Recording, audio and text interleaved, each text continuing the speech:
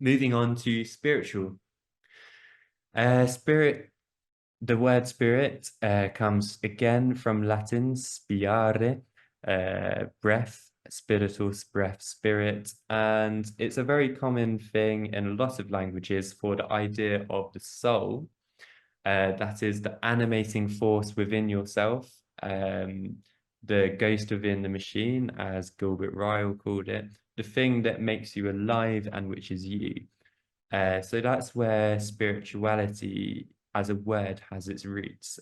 Other languages such as Arabic have the word nafas, which means breath as well, to mean soul.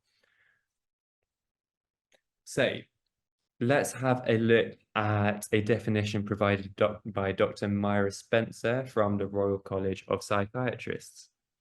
Spirituality involves the recognition of a feeling or sense or belief that there is something greater than myself, something more to being human than sensory experience, and the greater whole of which we are part is cosmic or divine in nature.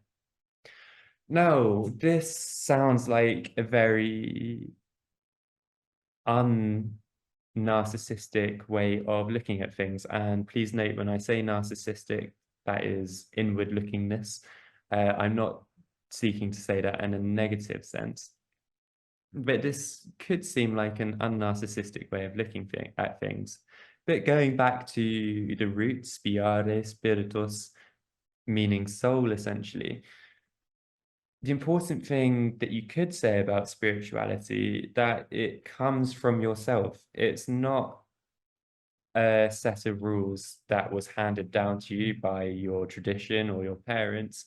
It's you feeling, you sensing that there is something bigger than yourself. So it's both very much narcissistic in that it's yourself, and it can be looking at the whole universe as well and seeing yourself as a part of the universe. So the idea of spirituality being a very personal thing is, in some senses, the modern way of looking at it. So if you just type in spirituality into Google search or into the search engine that you use, then you're going to be confronted with a wealth of articles such as this one. Modern spirituality is a consumer's choice now.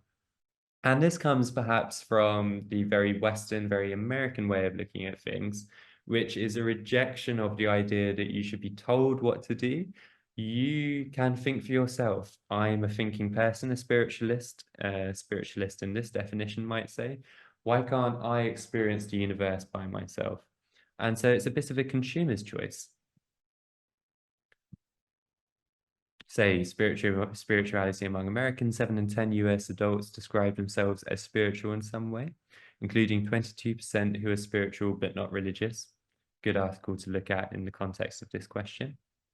A beginner's guide to exploring spirituality. So this isn't spirituality that requires a priest or a very educated person to teach you about. It's something that you can start off yourself with beginner's guides.